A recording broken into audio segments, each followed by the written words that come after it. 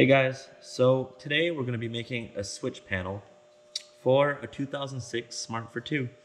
So in the Smarts, they don't make much room for anything, passenger stuff and or accessories. So we're going to have to make this one ourselves. So I have a bunch of these switches here, toggle switches. Amazon, I got like 5 of them for like under 20 bucks. They light up on the end when they're in use, which is pretty cool. So that's all right. And yeah. So I have some aluminum here, and basically this I cut off of this block that we had lying around. So I cut that off, and I thought that'd be a nice face to use as a switch box. So basically, we have this. We have some 2-inch flat bar that'll be nice to cover up the face of this, and then I'll use this to make the rest of the mounting system. And basically, here we have the design.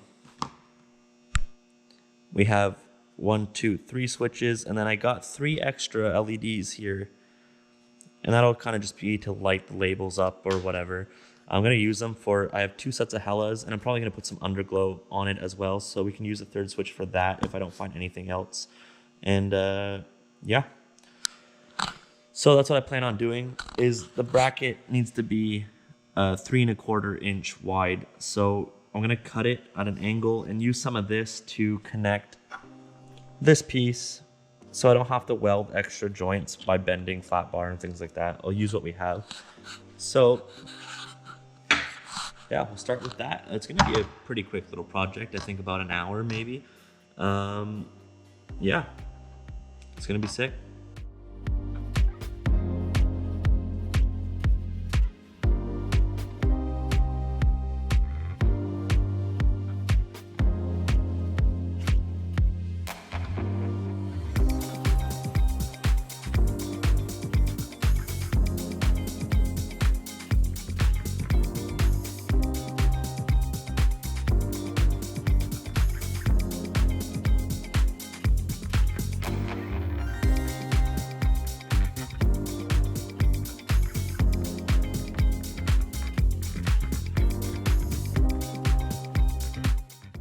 All right, so what I did now is I made a little plan of where the holes are gonna be, and then I just cut that out of paper and taped it on there so I knew exactly where it's gonna be. So now I'm just gonna go ahead and center punch all these holes and then drill them out. That way I don't have to have crooked holes all over the place or worry about straightness, because that drives me crazy. So that's good enough now. Not perfect, but it'll do.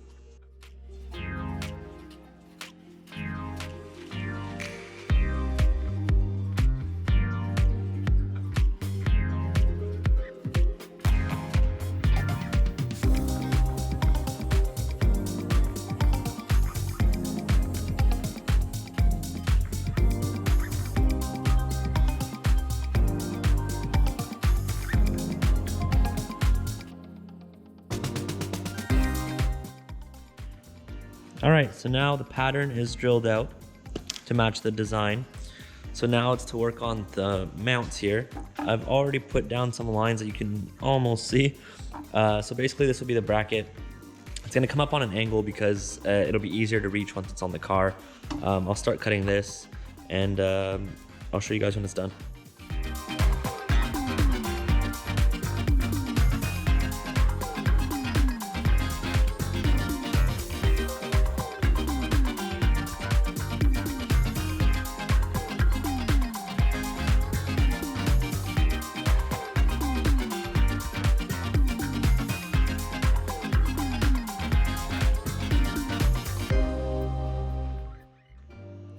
All right, so after all that cutting, those long cuts, this is what we got. Pretty cool shape. So yeah, basically this will be mounted to the car like this, and obviously this is too long. This will be, you know, obviously flat to it, but I found the angle. I have it marked here because I want this tilted back ever so slightly. I think it just looks sleek. So I marked the line there. Now we're gonna go ahead and put it back on the saw, chop this, and we're only keeping this half.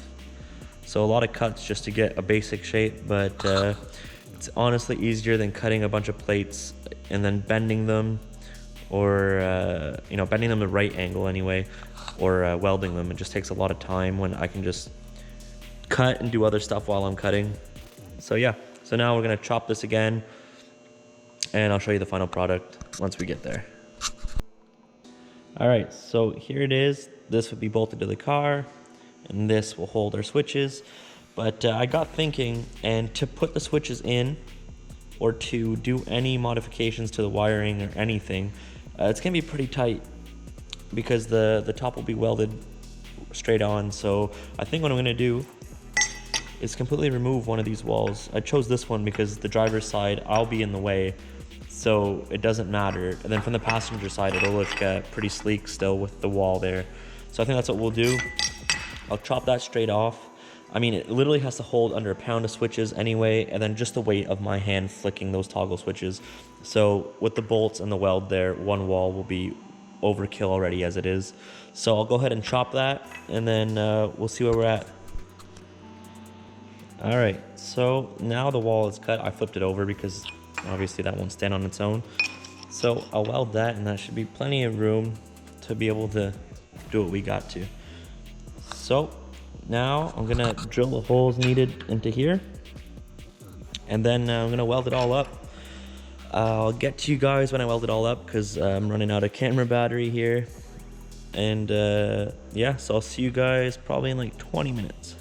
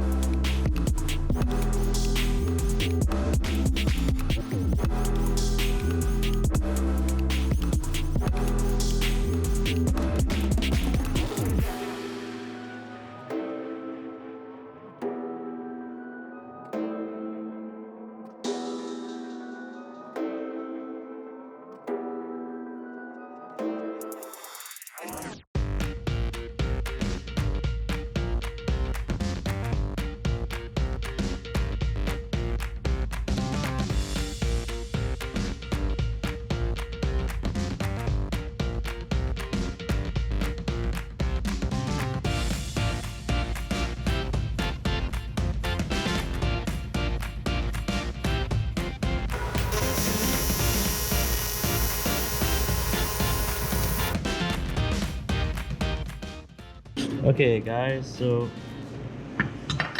here it is, all finished up.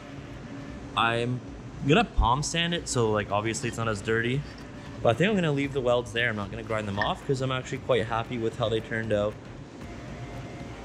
So yeah, I'm gonna palm sand it, clean it up with some acetone, and yeah.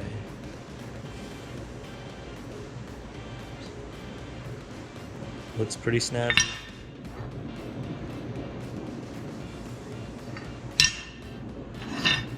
So I looked around and I couldn't find any acetone here. I have some at home. I don't know why I don't have any in the shop. But so it's not cleaned up. But I put the switches and lights in it real quick, and I mean, I like it. That looks really cool. And I'm really glad I did take out one side because, as you can see, there's a lot happening in there, and I'm just lucky I don't have the world's biggest hands because to get in there was kind of tough, but easy enough where I can take them in and out without too much of a sweat if I need to.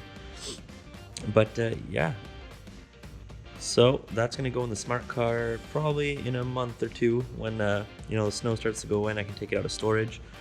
So that's my video on how I made a switch box.